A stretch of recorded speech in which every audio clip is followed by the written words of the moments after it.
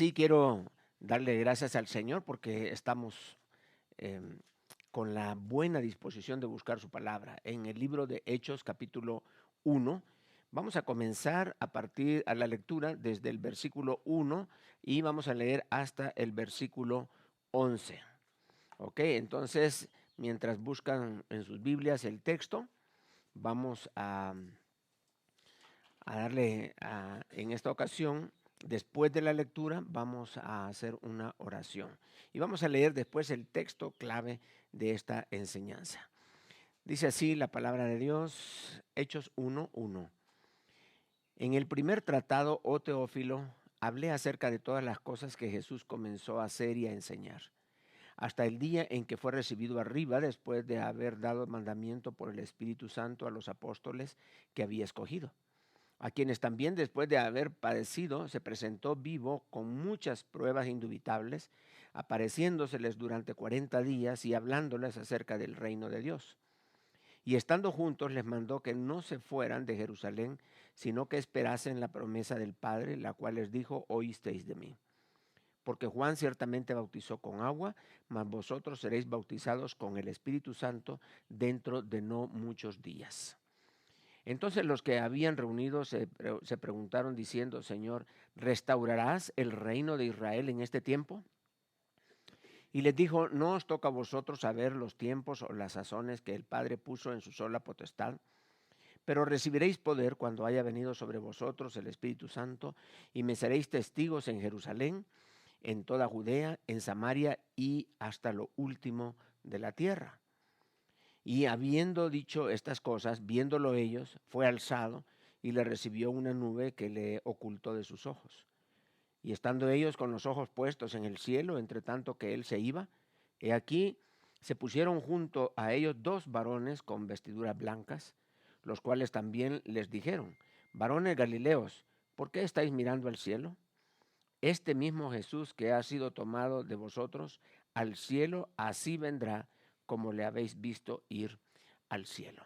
Vamos a orar. Padre, queremos darte las gracias porque nos has dejado tantos detalles con respecto al ministerio de nuestro Señor Jesucristo.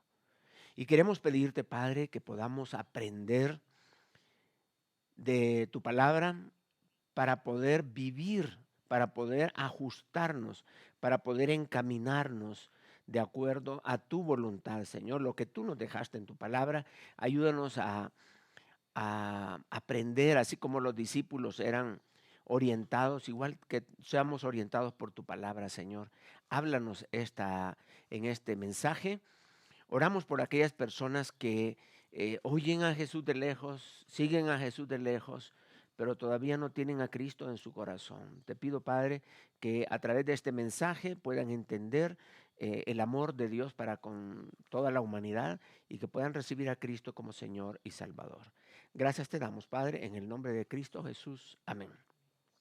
Qué bueno. Bueno, el texto que quiero que leamos de manera especial es el que aparece allí en el versículo 3 del texto que leímos. Dice así: a quienes también, o sea, ese quienes se refiere a sus discípulos, a quienes también, después de haber padecido, o sea, cuando estuvo en la cruz, cuando murió en la cruz, se presentó vivo con muchas pruebas indubitables. O sea, estamos hablando de la resurrección, apareciéndoseles durante 40 días. Y cuando se les aparecía, él les hablaba de un tema nada más, un tema, y hablándoles acerca del reino de Dios. ¿Ok? Vean qué interesante.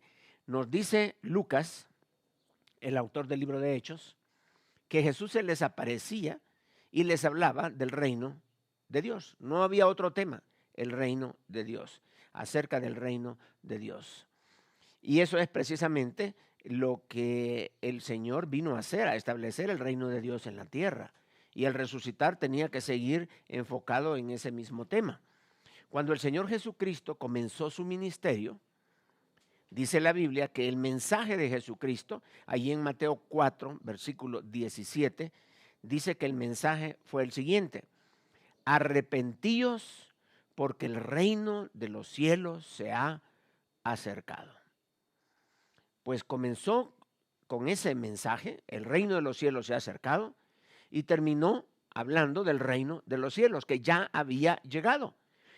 Al principio dijo se ha acercado, pero al final dijo, pues ya ustedes están en el reino de Dios. Entonces, en el Sermón del Monte, bueno, aparte de esto, antes de Jesús, también Juan el Bautista, en Mateo 3, versículo 2, el mensaje de Juan era arrepentíos porque el reino de los cielos se ha acercado. Y cuando nuestro Señor Jesucristo establece su ministerio, ahí en capítulo 5 del libro de Mateo, comienza a marcar las pautas de ese nuevo reino. O sea, allí estableció los nuevos valores, estableció la ética cristiana y las prácticas de un nuevo reino. Todo lo que es el Sermón del Monte es el establecimiento de un nuevo estilo de vida que los hijos de Dios íbamos o deberíamos de tener. O sea, ese reino al cual el Señor Jesucristo se refiere es al que nosotros hemos entrado. O sea, tú, si tienes a Cristo en tu corazón, y yo que conozco al Señor y que le invité para ser mi Señor y Salvador, nosotros pertenecemos a ese reino. Somos miembros de ese reino. Debemos de conocer bien cuáles son las reglas, cuál es la dinámica, cuál es la ética de comportamiento, cómo vamos a ser o cómo debemos de ser los nuevos súbditos de ese reinado que el Señor vino a establecer. El reino de los cielos se ha acercado. Y cuando nosotros venimos a Cristo, cuando recibimos a Cristo, nosotros entramos a ese reino. Y es precisamente ese reino al cual nosotros pertenecemos y somos salvos. Entonces, de manera que los que pertenecen, aquí estamos hablando de dos reinos. El reino de Jesucristo, el reino de los cielos, que se usa también como el reino de Dios, y el reino de Satanás. Y nosotros cuando recibimos a Cristo pasamos de las tinieblas a la luz. Pasamos de estar cegados literalmente a tener los ojos abiertos, de estar en la ignorancia y pasar a la sabiduría del Señor. Nosotros hemos venido a habitar, a vivir un nuevo reino. Y ese nuevo reino es el que nosotros debemos de mostrar a este mundo.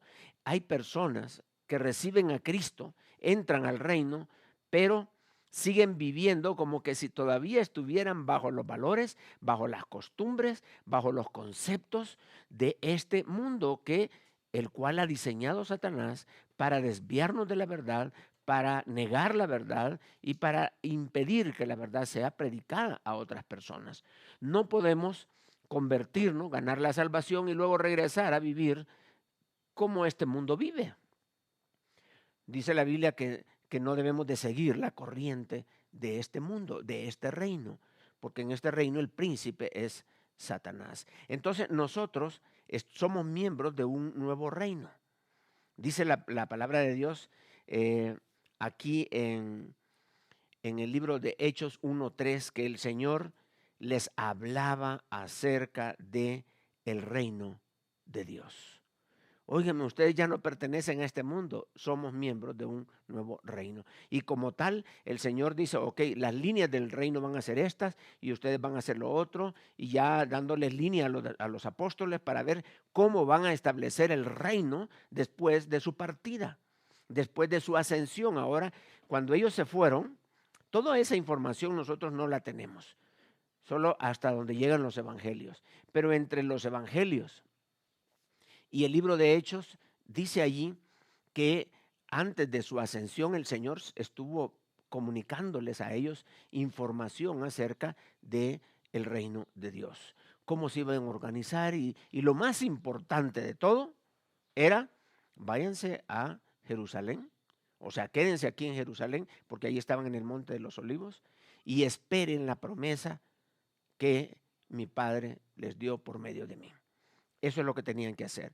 Entonces, el Señor Jesucristo, cuando resucitó no vino hablando de otra cosa.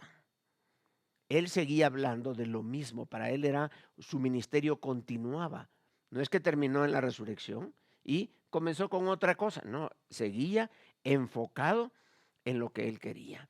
Pero acababa de experimentar tremendas vivencias. Por ejemplo, cuando murió, dice la Biblia que él descendió a los infiernos. Nos hubiera hablado del infierno. Oigan, acabo de venir del infierno y aquello estuvo pero precioso, bonitos testimonios. Y en el cielo, digo, en el infierno, llegué y ahí estaban los millones de personas en el seno de Abraham esperándome. Y cuando yo llegué, anuncié mi victoria sobre Satanás y sobre el pecado. Y les dije, vámonos, ya ustedes no pertenecen a este lugar. Y qué alegría más grande se les vio en su corazón a aquellas personas, en sus ojos. Y me los llevé a todos. Aquello fue una cosa hermosísima. Y nos fuimos para arriba. Y qué tristeza la de aquellos que estaban ahí en el Hades. Cómo sufrieron, pero ya nosotros dejamos aquel lugar vacío. Qué bonito que hubiera hablado acerca del seno de Abraham y alguna conversación que tuvo, qué fue la orden que dio, o cuando llegaron al cielo, decir, oh no hombre, cuando llegamos al cielo aquello fue maravilloso. El Señor había preparado ahí un séquito de ángeles que estaban alabando y cantando y celebrando mi victoria en la cruz, en la resurrección. Y cuando todos llegaron, qué alegría, qué gozo más pleno el que tenían todos allá, y se les asignaron ya sus moradas a cada uno. No, aquello fue fantástico. El Señor no cambió su mensaje. No nos habló ni del infierno ni nos habló del cielo. El Señor nos hubiera hablado inclusive acerca de tener un cuerpo glorificado. De decir, no, miren, ahora ya no me van a ver como antes. Antes era diferente. Ahora si alguien me quiere herir no puede. Ahora si alguien me quiere dañar no puede. ¿Por qué? Porque tengo cuerpo glorificado. Yo atravieso paredes, yo hago esto y hubiera comenzado a hablar acerca de las ventajas de tener un cuerpo glorificado. Miren, ahorita estoy aquí, miren, me voy a ir a Grecia ahorita y ya estoy en Grecia. Y ahorita regreso. ¿De dónde vienes? Vengo de Egipto. ¿Pero cómo le haces? Tengo cuerpo glorificado y, o sea, son las ventajitas que uno tiene. El Señor no habló de cuerpos glorificados. El Señor continuó hablando de el reino de Dios. Y no perdía su enfoque. Ahí estaba. El enfoque del Señor fue un reino el cual vino a establecer. Ahora, nosotros no debemos de perder nuestro enfoque en este mundo. Este mundo te sugiere miles de temas en que tú te puedas entretener. Desde el trabajo, la familia, tus aspiraciones personales, etcétera. Hay muchas cosas justas y correctas en las que tú te puedes meter de lleno. Pero no olvidemos que podemos descuidar lo más importante, el reino de Dios. Hay quienes trabajan para el reino de Dios, invierten para el reino de Dios. Hay quienes están dedicando tiempo al reino de Dios y están ganando bendiciones, están ganando coronas, están ganando galardones, están ganando y sembrando para la vida eterna. ¿Por qué? Porque estamos centrados en el reino de Dios. Puede ser que estamos ocupados en una cosa, pero sin perder de vista el reino de Dios. Y la pregunta es, ¿cuál es tu participación en el reino de Dios? Para Jesucristo lo era todo cuando Él vino a establecer su reino y dijo, bueno, lo que yo vine a hacer es a establecer el reino de Dios. Llamémosle de otra palabra para que lo podamos entender, el cristianismo. Llamémosle de otra palabra, el período de la gracia.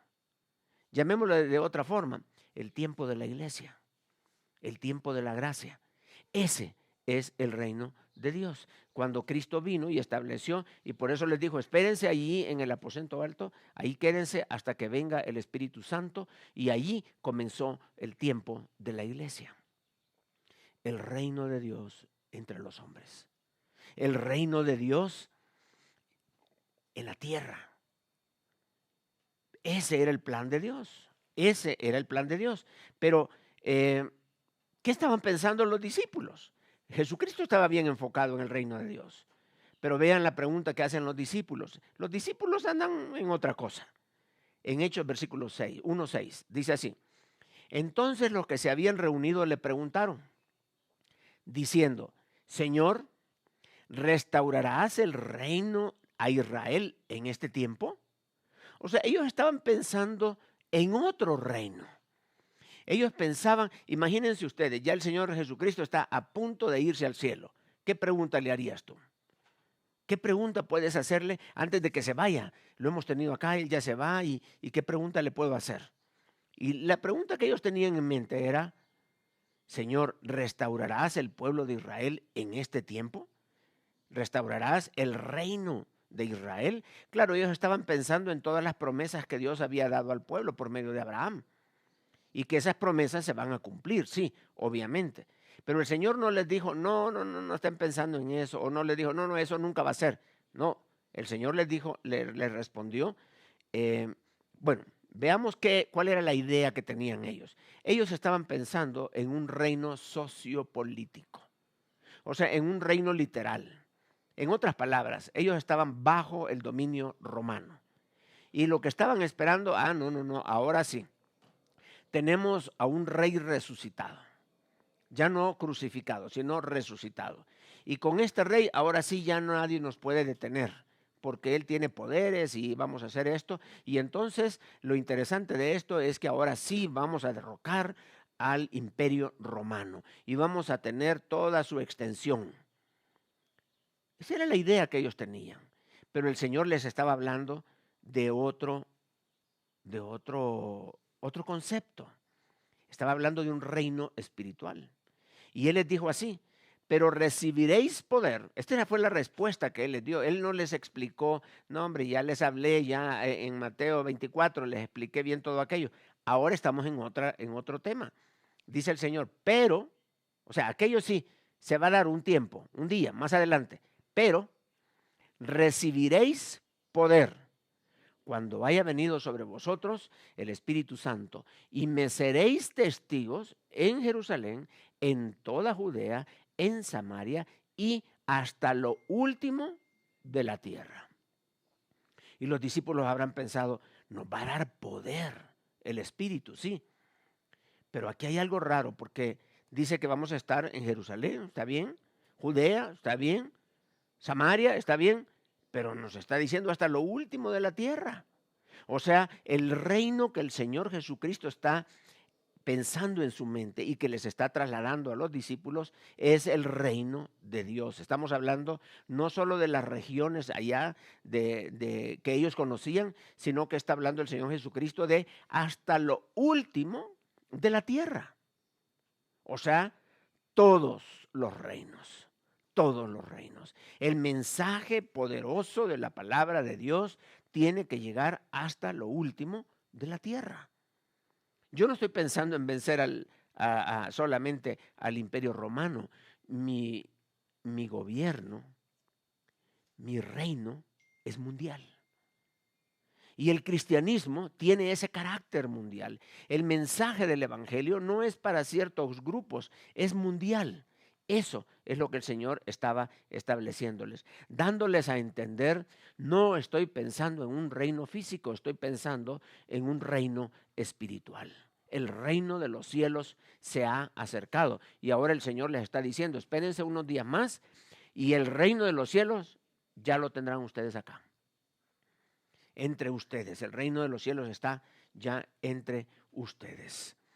Pero, ¿cómo es que se puede tener este reino?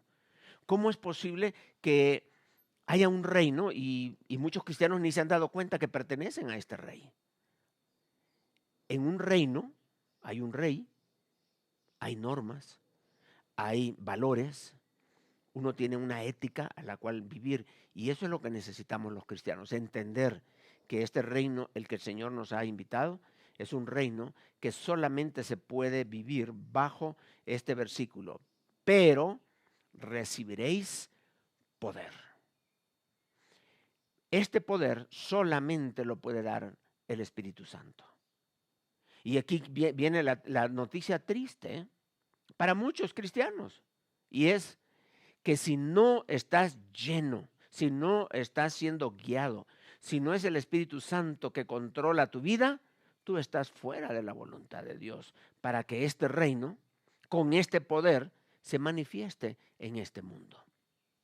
Y eso es triste, esto es triste, porque si sin el Espíritu Santo no hay poder para establecer este reino. Ahora dice el Señor, pero recibiréis poder. Un poder que transformó las vidas de las personas. Un poder que tiene la capacidad de accionar dentro de nuestros corazones. Un poder que transforma las vidas de las personas. No los reinos de este mundo, sino las vidas de las personas. El Señor quiere transformar este mundo comenzando desde tu corazón. No derrocando estructuras, no cambiando al socialismo, al comunismo y cualquier cosa que termine en ismo. No, es el corazón lo que el Señor está trasladando. Y sin la comunión con el Espíritu Santo, sin la guía del Espíritu Santo, estamos fuera de la voluntad de Dios. Pero recibiréis poder. Ahora, el Señor Jesucristo les dijo claramente, miren, yo no estoy hablando de un reino político, estoy hablando de un reino espiritual.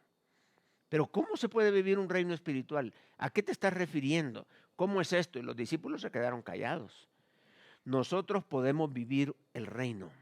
Ya tenemos todas las directrices allí en el libro de Mateo capítulo 5 en adelante en el Sermón del Monte. Dice el Señor allí en Mateo 4:17. 4:17 nos explica lo siguiente. Dice, desde entonces comenzó Jesús a predicar y a decir, arrepentíos porque el reino de los cielos se ha acercado. Y Jesucristo presentó un reino.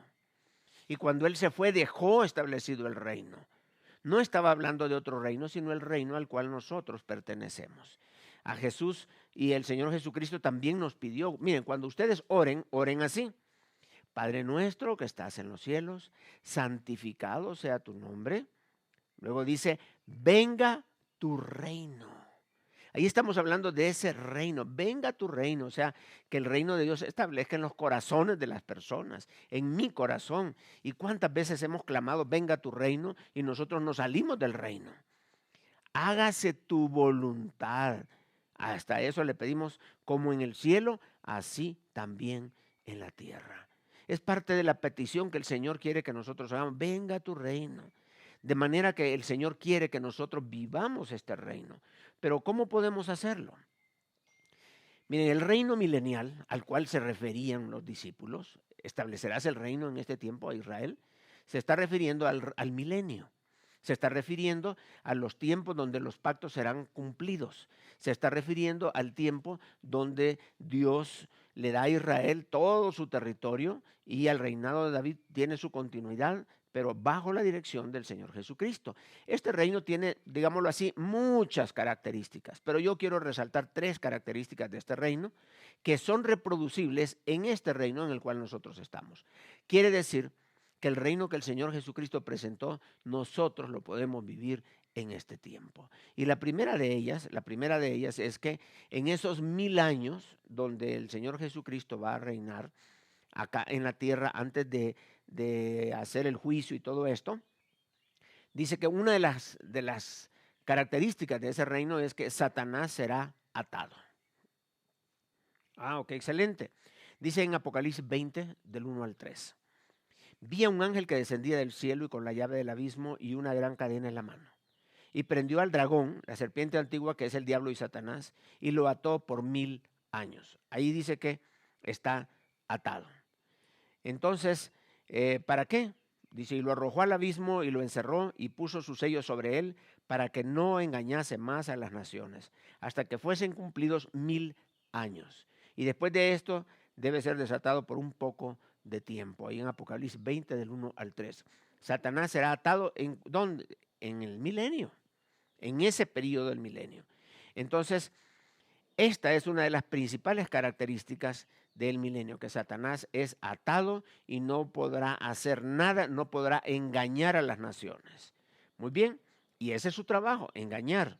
Entonces, nosotros ahora en este tiempo también podemos atar el poder de Satanás, pero no en este mundo, porque él es el príncipe de este mundo, pero lo podemos atar dentro de nuestra vida. O sea, que Satanás no nos engañe, que Satanás no tenga ninguna libertad de acción en nuestra vida, ¿Por qué? Porque lo estamos atando en el nombre de nuestro Señor Jesucristo.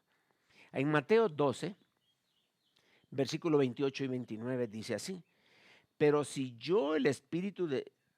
por el Espíritu de Dios que tenemos nosotros, echo fuera los demonios, ciertamente ha llegado a vosotros el reino de Dios. O sea, porque a él lo acusaban de que en nombre de Belcebú echaba fuera demonios. Pero dice el Señor Jesucristo, no, un reino no puede permanecer dividido, no puede. Pero si yo, dice, estoy sacando demonios y tengo autoridad sobre los demonios, pero lo hago en el poder del Espíritu de Dios, entonces, dice el Señor, ha llegado a vosotros el reino de Dios. Sí, nosotros tenemos el Espíritu y tenemos en el nombre de Jesucristo, podemos atar la actividad o el poder de Satanás en nuestra vida. Porque ¿cómo puede alguno entrar en la casa de un hombre fuerte y saquear sus bienes si primero no le ata? Tiene que entrar a la casa, amarrar al hombre fuerte, o sea, el dueño de la casa, y entonces podrá saquear su casa.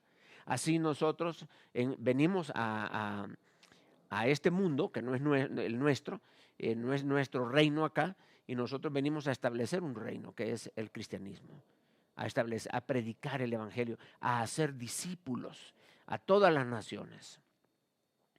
Así que tú puedes atar el poder de Dios, de Satanás, en tu vida, para que él no tenga ninguna libertad, ningún radio de acción en tu vida y que tú puedas vivir en la victoria. Que puedas vivir la victoria que el Señor Jesucristo te da por medio de nuestro Señor y por medio del poder. Pero recibiréis poder. Otra característica es que el reino de Dios, Cristo es el Rey. Cristo es el Rey, así lo dice Apocalipsis 20, versículo 6. Bienaventurado y santo el que tiene parte en la primera resurrección. La segunda muerte no tiene potestad sobre estos, sino que serán sacerdotes de Dios y de Cristo y reinarán con él 1000 años. O sea, Cristo será el rey en ese tiempo. Ahora la pregunta es, ¿quién es tu rey ahora? Tú puedes hacer, la primera característica la podemos hacer, atar a Satanás. Y la segunda es que Cristo es el rey en el milenio. Y en el reinado a que tú perteneces, ¿quién está reinando tu vida? Piénsalo. ¿Quién reina tu vida? Pablo dijo en Gálatas 2:20, con Cristo estoy juntamente crucificado. Y ya no vivo yo, mas vive Cristo en mí. Y lo que ahora vivo en la carne, lo vivo en la fe del Hijo de Dios, el cual me amó y se entregó a sí mismo por mí. Ahora, ¿qué está diciendo Pablo aquí? Él es el rey de mi vida porque yo ya estoy muerto. Mi yo se fue. Ahora quien está aquí es Cristo y Él es mi rey. Cristo es nuestro rey. ¿Quién está reinando tu corazón? Tú has entrado a un nuevo reino donde puedes atar a Satanás. Tú estás en un nuevo reino donde puedes hacer que Cristo sea el Señor de tu vida, el Rey de tu vida. Pero ¿quién está gobernando tu vida? ¿Será tu propio corazón? ¿Serán tus propias emociones? ¿Serán valores humanos? A lo mejor es una persona muy altruista, pero no espiritual. Tal vez pueden ser algunos valores quizás que estás considerando tu propia perspectiva de la vida. Tú tienes tu propio cristianismo que te lo has acomodado a tus emociones, a tu pecado, etcétera. Tú piensas que estás llevando un cristianismo correcto, pero estás apartado de la voluntad de Dios. ¿Quién está reinando tu vida? ¿Será tu propio orgullo? ¿Y no te gusta que te digan las cosas? Mira, yo veo en la palabra de Dios un mensaje demandante. No veo en la Biblia un mensaje sería bueno, de sugerencia. Yo veo, o estás haciendo bien las cosas o estás echando a perder las cosas. No puedes seguir jugando con Dios, no puedes seguir jugando a la iglesita, no puedes seguir jugando al cristianito. Dios es demandante. Y dice la Biblia, dura cosa es caer en manos del Dios vivo. Dios te habla y te demanda y te pide que vivas la vida, que tomes la importancia que reviste el reino de Cristo y que podamos involucrarnos de una u otra manera en que hagamos que Satanás esté atado en nuestra vida y que hagamos de Cristo nuestro rey. Esa es la voluntad del Padre. Ahora, hay otra característica en el reino y es que en ese reino habrá paz. Y esto es interesante. Dice en Isaías 2, versículo 4. Y juzgará entre las naciones y reprenderá a muchos pueblos y volverán sus espadas en rejas de arado y sus lanzas en hoces. No alzará espada nación contra nación, ni se adiestrarán más para la guerra. O sea, en el milenio no habrá ministerio de defensa de los países. No habrá misiles, no habrá militares, no habrá, imagínense grandes cantidades de dinero que se están invirtiendo en la milicia mundial. Todo eso se va para la economía. O sea, prácticamente van a ser ricos con todo ese montón de dinero que se invierte en guerras. Todo va a ser para la economía, claro. Si con solo lo que teniendo una buena administración las cosas alcanzan, ya no digamos si eliminamos todo lo que tenga que ver con conflictos bélicos. Y todo lo que se invierte en guerra se va. Y dice la palabra que no se adiestrará más para la guerra. O sea, lo que va a imperar es paz. Y no estamos hablando de ausencia de guerra, no, estamos hablando de una paz en tu corazón.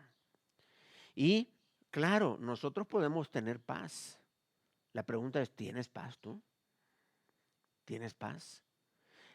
La única manera en que el ser humano puede tener paz es estando en paz con Dios. No hay otra manera. No puedes vivir el reino sin Cristo en tu corazón. Y el Señor Jesucristo dice que Él es el príncipe de paz. Y esa paz que sobrepasa todo entendimiento, esa paz que Dios da y el Dios de paz que debe de estar en nuestra vida y dirigiendo nuestra vida, ese es el que debe de estar reinando en tu corazón. La pregunta es que si hay ofensas pendientes en tu vida, quizás hay personas a quienes tú no has perdonado, que te ofendieron de una u otra manera y tú no has perdonado. No hay paz en tu corazón, no hay paz en tu mente, no hay paz en tu vida.